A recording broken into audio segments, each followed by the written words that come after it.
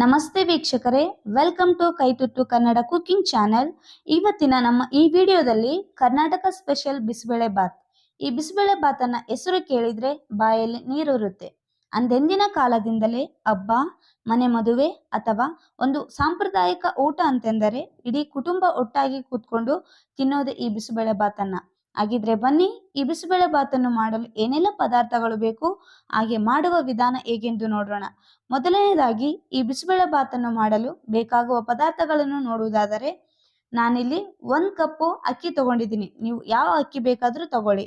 1 ಕಪ್ಪು ತೊಗರಿಬೇಳೆ, ಅಡುಗೆಗೆ ಬೇಕಾಗುವಷ್ಟು ಎಣ್ಣೆ, ಉಪ್ಪು, ಅರಿಶಿನ, ಇಂಗು, ಸಾಸಿವೆ, ಶೇಂಗಾ, MTR ಬಿಸಿಬೇಳೆ ಬಾತ್ ಪೌಡರ್. ನೀವು ಹೋಮ್ ಮೇಡ್ ಆದರೂ ಯೂಸ್ ಮಾಡಿ ಅಥವಾ ನೀವು ಯಾವುದು ರೆಗ್ಯುಲರ್ ಯೂಸ್ ಮಾಡ್ತೀರೋ ಅದನ್ನಾದರೂ ಯೂಸ್ ಮಾಡಿ. ಬ್ಯಾಡಿಗೆ ಮೆಣಸಿನಕಾಯಿ, ಕರಿಬೇವು, ಬೆಲ್ಲ, ಗೋಡಂಬಿ, ಹಸಿರು ಬಟಾಣಿ. ನಾನು ಚಿಕ್ಕ ನಿಂಬೆ ಹಣ್ಣಿನ ಸೈಜ್ನಷ್ಟು ಹುಣಸೆ ಹಣ್ಣನ್ನು ನೆನೆ ಹಾಕಿ ಇಟ್ಕೊಂಡಿದ್ದೀನಿ. 6 ಕಪ್ಪು ನೀರು, ಕೊತ್ತಂಬರಿ ಸೊಪ್ಪು, ಆಲೂಗಡ್ಡೆ, ಕ್ಯಾಪ್ಸಿಕಮ್, ಕ್ಯಾರೆಟ್, ಬೀನ್ಸ್, ಬೆಳ್ಳುಳ್ಳಿ, ಈರುಳ್ಳಿ, ಟೊಮೊಟೊಗಳನ್ನು ತಗೊಂಡಿದ್ದೀನಿ. ಇವುಗಳನ್ನೆಲ್ಲ ಬಳಸಿ ಬಿಸಿಬೇಳೆ ಬಾತ್ ಮಾಡುವ ಮುಂಚೆ ನೀವಿನ್ನ ಈ ನಮ್ಮ ಚಾನಲ್ನ ಸಬ್ಸ್ಕ್ರೈಬ್ ಮಾಡ್ಕೊಂಡಿಲ್ಲ ಅಂದರೆ ಈಗಲೇ ಸಬ್ಸ್ಕ್ರೈಬ್ ಮಾಡಿ, ಪಕ್ಕದಲ್ಲಿರುವ ಬೆಲ್ ಐಕಾನ್ ಮೇಲೆ ಕ್ಲಿಕ್ ಮಾಡಿ, ಹಾಗೆ ಒಂದು ಲೈಕ್ ಮಾಡಿ. ಬನ್ನಿ, ತಡ ಮಾಡದೆ ಬಿಸಿಬೇಳೆ ಬಾತ್ ಮಾಡುವ ವಿಧಾನ ಹೇಗೆಂದು ನೋಡೋಣ. ಮೊದಲಿಗೆ ಒಂದು ಕುಕ್ಕರ್ ತಗೊಂಡು 1 ಕಪ್ ತೊಗರಿಬೇಳೆ ಹಾಕ್ಕೊಳ್ತಾ ಇದ್ದೀನಿ. ಯಾವುದಾದರೂ 1 ಕಪ್ ಅಳತೆಗೋಸ್ಕರ ಅಂತ ಇಟ್ಕೊಂಡು ಅದರಲ್ಲೇ ಬೇಳೆ ಮತ್ತು ಅಕ್ಕಿನ ಅಳತೆ ಮಾಡಿ. 2 ಟೇಬಲ್ ಸ್ಪೂನ್ ಶೇಂಗಾ ಹಾಕಿ, ನೀರು ಹಾಕಿ 2-3 ಸಲ ಚೆನ್ನಾಗಿ ವಾಶ್ ಮಾಡಿ. ಈ ರೀತಿ ಬೇಳೆ ಜೊತೆಗೆ ಶೇಂಗಾ ಹಾಕಿ ಬೇಯಿಸ್ಕೊಳ್ಳೋದರಿಂದ ಬಿಸಿಬೇಳೆ ಬಾತ್ ಇನ್ನೂ ಟೇಸ್ಟಿಯಾಗಿರುತ್ತೆ. ಇವಾಗ ಅಳತೆಗೋಸ್ಕರ 1 ಕಪ್ ತಗೊಂಡಿದ್ದೆ ಅಲ್ವಾ, ಅದೇ ಕಪ್ಪಲ್ಲಿ 2 ಕಪ್ ನೀರು ಹಾಕ್ಕೊಳ್ಬೇಕು. 1 ಟೀ ಸ್ಪೂನ್ ಎಣ್ಣೆ, ಹಾಗೆ 1/4 ಟೀ ಸ್ಪೂನ್ ಅರಿಶಿನ ಹಾಕಿ ಕವರ್ ಮಾಡಿ ಹೈ ಫ್ಲೇಮಲ್ಲೇ 4 ವಿಸಿಲ್ ಕೂಗಿಸ್ಕೋಬೇಕು.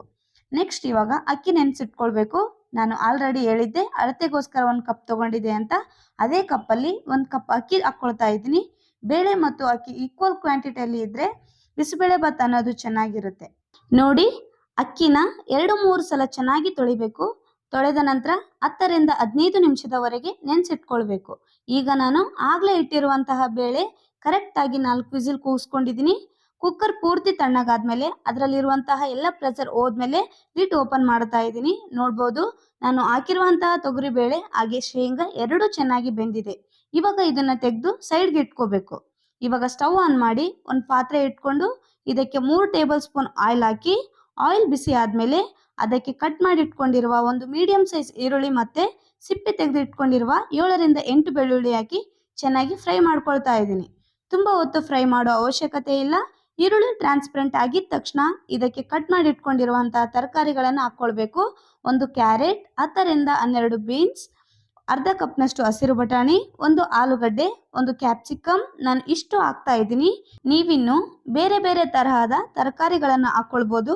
ಹಾಗೆ ನಾನು ಇಲ್ಲಿ ತರಕಾರಿಗಳನ್ನು ಉದ್ದವಾಗಿ ಕಟ್ ಮಾಡಿ ಇಟ್ಕೊಂಡಿದ್ದೀನಿ. ನೋಡೋದಕ್ಕೆ ಚೆನ್ನಾಗಿ ಕಾಣುತ್ತೆ, ಹಾಗೆಯೇ ತಿನ್ನಬೇಕಾದ್ರೆ ಬಾಯಿಗೆ ಸಿಗುತ್ತೆ, ಆವಾಗ ಇನ್ನೂ ರುಚಿಯಾಗಿರುತ್ತೆ. ಈಗ ಇದನ್ನು ಹೈ ಫ್ಲೇಮಲ್ಲೇ 2 ರಿಂದ 3 ನಿಮಿಷ ಚೆನ್ನಾಗಿ ಫ್ರೈ ಮಾಡ್ಕೊಳ್ಬೇಕು.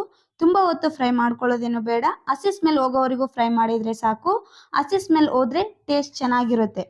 3 ನಿಮಿಷ ಫ್ರೈ ಮಾಡಿಕೊಂಡು ಇವಾಗ ಇದಕ್ಕೆ ಕಟ್ ಮಾಡಿ ಇಟ್ಕೊಂಡಿರುವಂಥ ಒಂದು ಮೀಡಿಯಂ ಸೈಜ್ ಟೊಮೆಟೊನ ಹಾಕ್ಕೊಳ್ತಾ ಇದ್ದೀನಿ. ಹಾಕ್ಕೊಂಡು ಚೆನ್ನಾಗಿ ಮಿಕ್ಸ್ ಮಾಡಿ 1 ನಿಮಿಷ ಬೇಯಿಸ್ಕೋಬೇಕು. ಬೇಯಿಸಿ ಆದಮೇಲೆ ಇವಾಗ ನಾನು ಆಲ್ರೆಡಿ ಬೇಳೆ ಬೇಯಿಸ್ಕೊಂಡಿರುವಂತಹ ಕುಕ್ಕರ್ನ ಗ್ಯಾಸ್ ಮೇಲಿಟ್ಟು ಅದಕ್ಕೆ ಫ್ರೈ ಮಾಡ್ಕೊಂಡಿರುವ ಎಲ್ಲ ತರಕಾರಿಗಳನ್ನು ಹಾಕಿ ಬೇಳೆ ಜೊತೆಗೆ ಮಿಕ್ಸ್ ಮಾಡಿ ಈಗ ಇದಕ್ಕೆ ನೆನೆಸಿಟ್ಕೊಂಡಿರುವ ಹುಣಸೆ ಹಣ್ಣಿನ ರಸ ಹಾಕ್ಕೊಳ್ತಾ ಇದ್ದೀನಿ. ಹಾಗೆ 1 ಟೀ ಸ್ಪೂನ್ ಬೆಲ್ಲ ಹಾಕ್ತಾ ಇದ್ದೀನಿ. ಬೆಲ್ಲ ಹಾಕಿದರೆ ಬಿಸಿಬೇಳೆ ಬಾತ್ ತುಂಬ ರುಚಿಯಾಗಿರುತ್ತೆ. ಇವಾಗ ಇದಕ್ಕೆ ನೀರು ಹಾಕ್ಕೊಳ್ಬೇಕು. ಅಳತೆ ಇಟ್ಕೊಂಡಿರುವ ಕಪ್ನಲ್ಲಿ ನಾನು 4 ಕಪ್ ನೀರು ಹಾಕ್ಕೊಳ್ತಾ ಇದ್ದೀನಿ.